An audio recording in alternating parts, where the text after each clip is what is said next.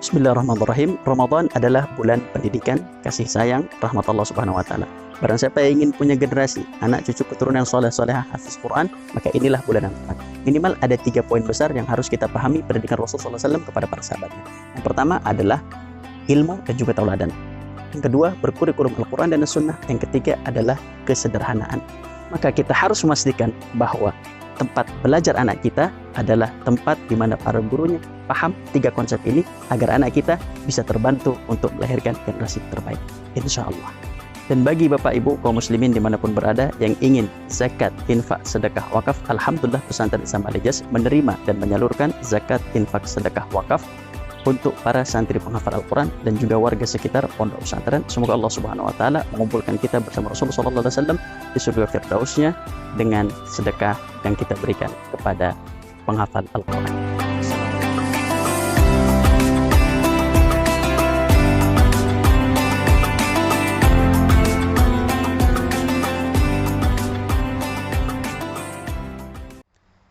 Bismillahirrahmanirrahim. Alhamdulillah, wassalatu wassalamu ala Rasulillah, amma ba'du. Tidak jarang dari kita saat ini seorang suami yang Allah uji dengan penyakit. Dan bahkan istrinya tidak jarang juga mengeluh. Ya Ustadz, suami saya sudah sakit puluhan bulan, bertahun-tahun tidak kunjung sembuh. Apa yang harus saya lakukan ya Ustadz? Maka jawaban kami, bersabarlah. Sebagaimana istri dari Nabi kita Ayyub alaihissalam, ketika Nabi kita Ayyub diuji oleh Allah dengan sebuah penyakit cacar, yang dalam kitab Al-Bidayah wa Nihayah karya Al-Imam Ibnu Katsir dinyatakan bahwa orang pertama di atas muka bumi ini yang berpenyakit cacar ialah Nabi kita Ayyub alaihissalam.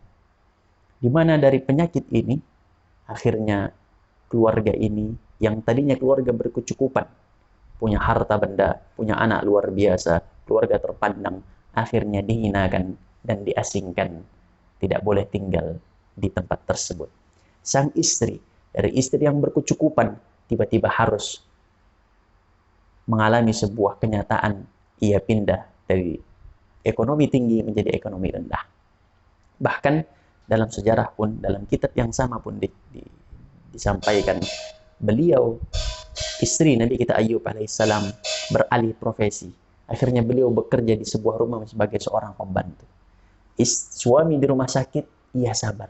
Dan ia juga harus berkewajiban untuk memberikan nafkah dan mencari nafkah. Maka ia menjadi seorang pembantu. Ketika ia sudah menjadi seorang pembantu, tidak lama kemudian masyarakat pun khawatir akan terjangkit penyakit dari suaminya. Maka ia pun dipecat dan akhirnya tidak mendapatkan pekerjaan lagi. Kemudian luar biasa, istri Nabi Ayyub ini sangat luar biasa. Ketika ia sudah tidak memiliki pekerjaan, sedangkan suami sakit di rumah dan membutuhkan makanan, dan ia pun perlu untuk meneruskan kehidupan, maka yang dilakukan ialah ia menjual rambutnya. Subhanaka Rabbi. Ia menjual rambutnya.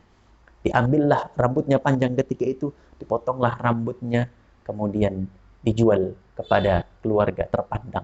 Maka ia mendapatkan harta dan diberikan makanan untuk ia dan juga suaminya. Ketika sampai di rumah, maka dibukalah hijabnya.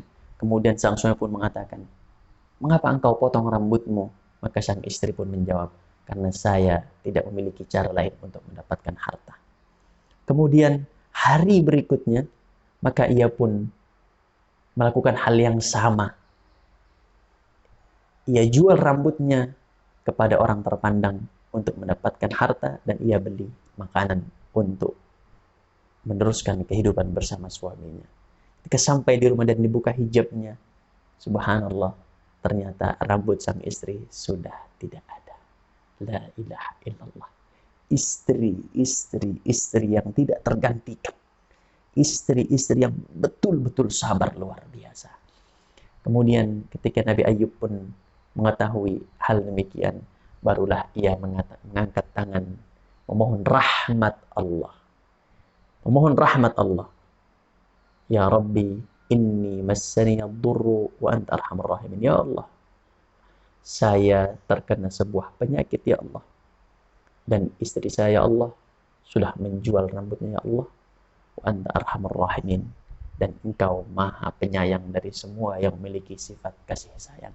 Subhanallah, dengan doa ini dan dengan kesabaran sang istri, akhirnya Allah jawab dan Allah Subhanahu wa taala memberikan sebuah pertanda kepada Nabi Ayub untuk menghentakkan kakinya, yang dari hentakan kaki tersebut keluar air, yang juga Nabi Ayub diperintahkan untuk minum dengan air itu dan juga untuk mandi dengan air itu, sampai akhirnya Nabi Ayub kembali seperti semula, gagah, perkasa, dan Allah kembalikan semua keluarganya, semua hartanya seperti sedia kala. Rahmat Allah turun kepada Nabi Ayub, dikarenakan Nabi Ayub juga tidak pernah mengeluh ketika sakit. Berat memang, ya, berat.